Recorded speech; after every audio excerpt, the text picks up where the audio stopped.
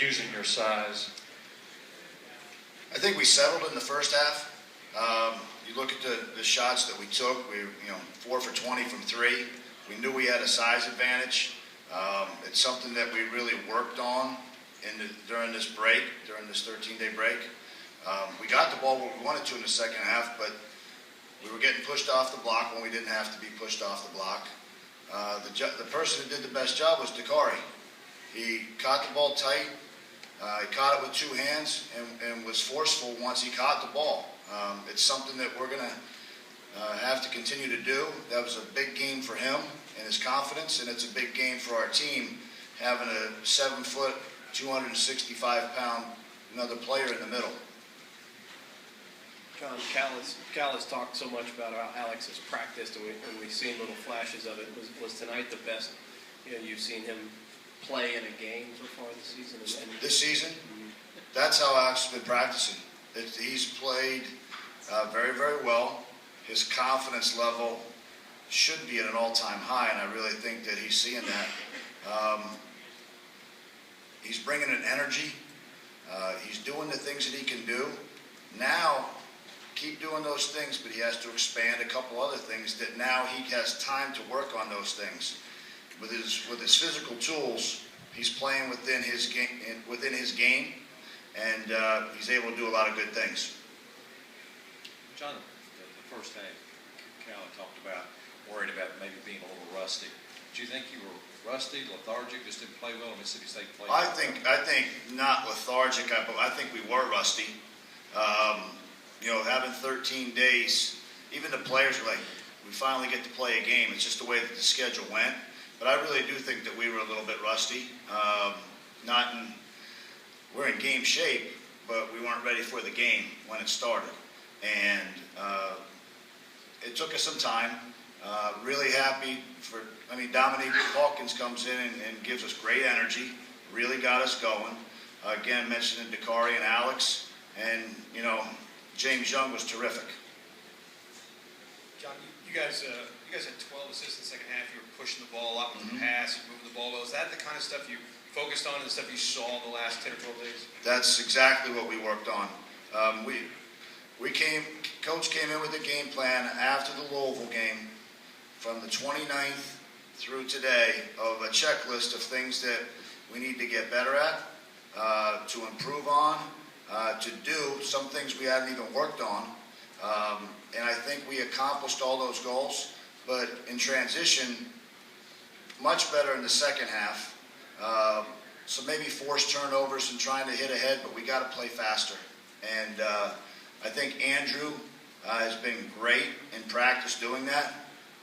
Sometimes he just throws it, not looking where he's throwing the ball and see if someone's open, but he initiates it. Our other guys are pitching it ahead when they need to, and that's going to help us in the long run. Coach, Alex gets a big dunk right before half, and then they come down in 7 seconds, get an easy layup right before halftime. Was that kind of the story of the first half? They were just quick getting up and down the court and getting to the basket? Well, we gave up, I believe the number was 10 transition points in the first half, and they finished with 16, and maybe one of them was late in the game there. Poor transition defense. Sometimes guys run to their man instead of picking up the ball and then switch off at another point in time. It's something we have to work on, but it's inexcusable, really, because in any other game that could be a key. John, is Dakari ahead of Willie as a low post in terms of using his feet and having moves as a low post offenser? Well, I think they're two totally different players in that. Obviously, Willie's quicker and more bouncy, where Dakari doesn't have the lift that Willie has. I was happy with Willie's post play today, the left-hand jump hook that he set him up for. He's been working hard on it. I mean, we feel comfortable throwing either the ball. That was the first signs of Dakari actually finishing plays, and it was good to see. He ran the court better. I think he got 2 baskets in transition, if I'm not mistaken, which was good to see. You just can't throw lobs as high to Dakari as you can to Willie. Any other questions? Yeah, one other thing about Julius, that it seemed like State was really focused on collapsing around him.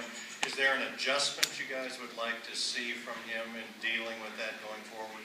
Well, first off, he has to catch the ball tighter, without question. Yeah, and if he sees space, he has to take it.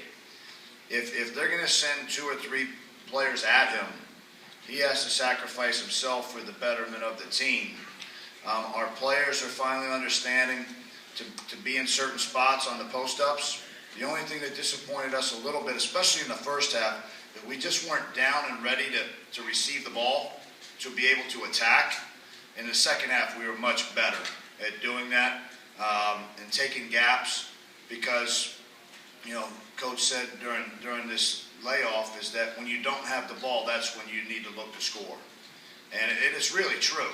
I've never heard it before he said it, but it really is true. There are a few things in 18 years I haven't heard with him, but that was one of them. John, is it a sign of James' maturity when in the first half he takes 14 shots when you really need him? The second half you don't need his offense as much. He pulls back and only takes 4 shots. Is that something as a coach you'd like to see? Well, we like him being aggressive. I can't think of any of the 18 shots that were bad or forced shots. James is a scorer. If he has it going, he has it going, and he has that green light to shoot the ball. If he's down and ready, like I just mentioned, shoot the thing, because he's one of the better shooters, and he's just a slasher scorer, and we need those baskets. The thing that sticks out to me though is 10 rebounds, 5 assists. So he played a complete game, and I'm happy for him that way because he's practiced better, he's defending better. He's being more talkative, and that was one thing during this layoff that's helped our entire team, is they've gotten to know each other a lot better, they're communicating better, and they're understanding what we're trying to do better than any other point in time in the season. Can you just elaborate on what Dominique gave you in the first half? It looked like he was being a little more aggressive with his shot, too. None of this stuff affects Dominique. I don't know how many people were here, the 23,000. It doesn't affect him, but he does what we ask him to do. He doesn't know any better. He doesn't lie. We try to tell him to lie every now and then. The hustle, he's where he's supposed to be. Defensively, he puts pressure on the ball. Like to see him have a little bit more confidence to shoot the basketball because he shoots it well in practice. I was glad to see he knocked down his free throws. He just brings an energy that you have to find time for him on the floor, and that's why he's out there. Kind of just answered my question there, but does Dominique have a full green light? He seemed kind of hesitant to shoot the ball. I think he's probably not 100% confident because he wants to do the right thing. And if he misses a shot, he probably thinks he did something bad. He's just that type of kid. And I think if you watch his game, he thinks he's more comfortable trying to get Peyton jump over somebody, even at his size, and he's comfortable with that. So he'll get there. He's played in 14 games, but he's great because he just gives us everything he has. Is that it? You guys get an early night tonight.